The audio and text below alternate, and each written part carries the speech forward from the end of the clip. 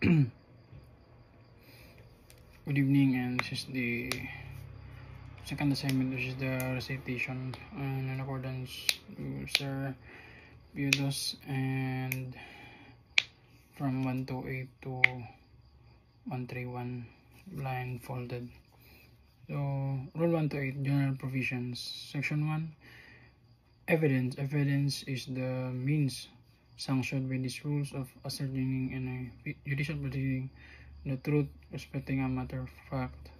Section 2, Scope. The rule of evidence shall be the same in all courts and in all trials and hearings, except as otherwise provided by law are these rules. Next, the Section 3, Admissibility of evidence.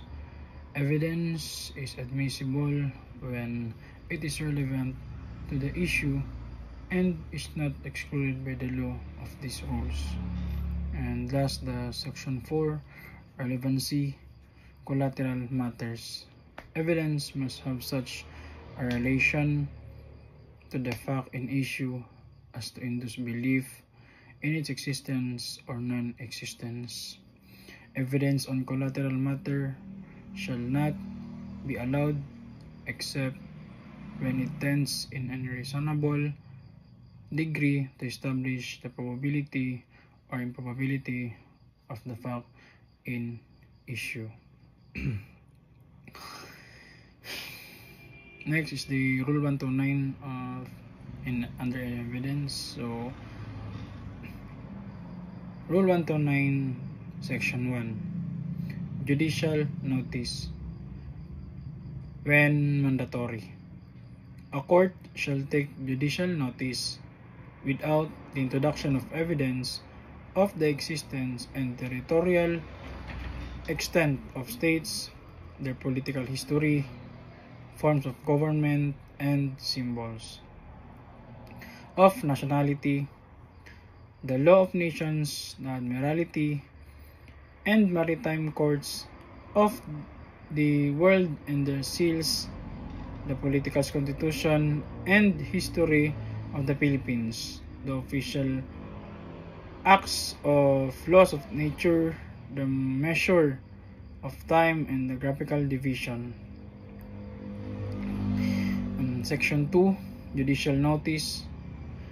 When discretionary, a court may take judicial notice of matters which are of public knowledge or capable to unquestionable demonstration or ought to be known to judge because of their judicial functions.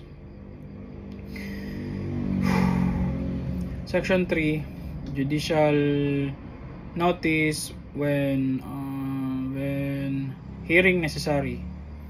During the trial, the court, on its own initiative or on request of a party, may announce its intention to take judicial notice of any matter and allow the parties to be heard thereon. After the trial and before judgment on appeal, the proper court, on its own initiative or on request of a party, may take judicial notice of any matter and allow the parties to be heard thereon if such matter is decisive of a material issue in the case. And in Section 4, Judicial admissions. An admission, verbal or written, made by the party in the course of the proceeding in the same case does not require proof. The admission may be contradicted only by showing that it was made through palpable mistake or that no such admission was made. Rule 130.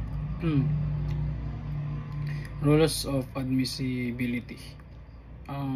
Object, real evidence.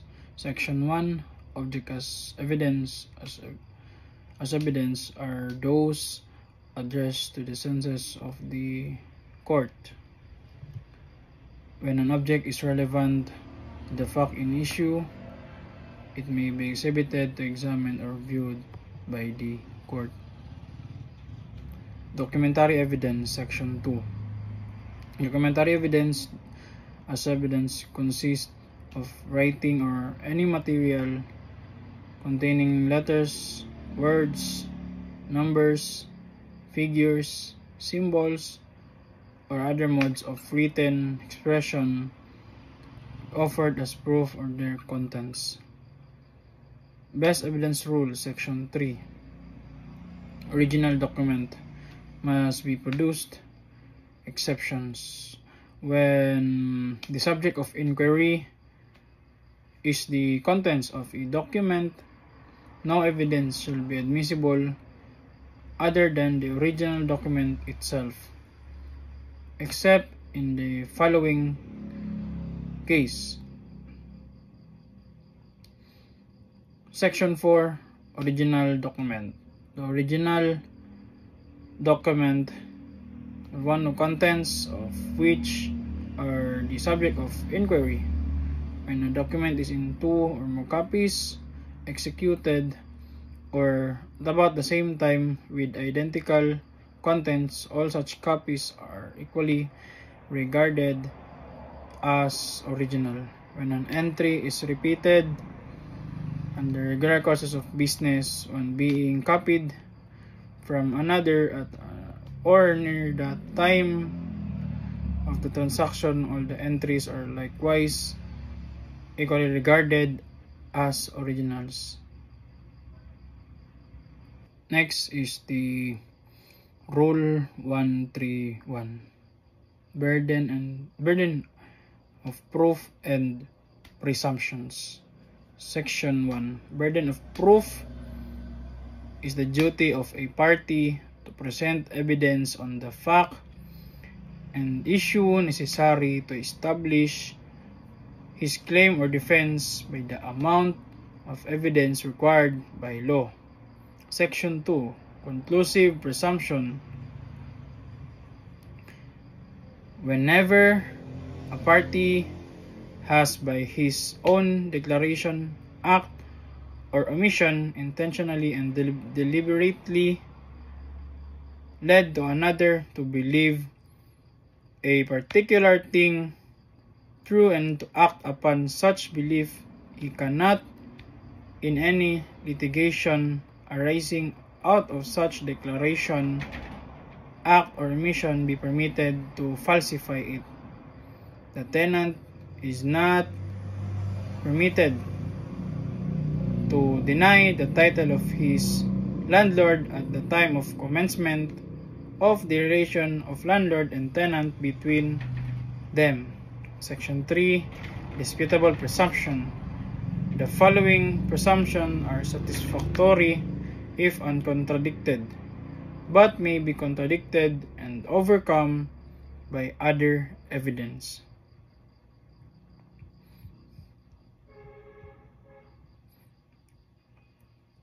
Section 4. No presumption of legitimacy or illegitimacy. There is no presumption of legitimacy of a child born after 300 days following the dissolution of the marriage or the separation of the spouses. Whoever alleges the legitimacy or illegitimacy of such child must prove his allegation.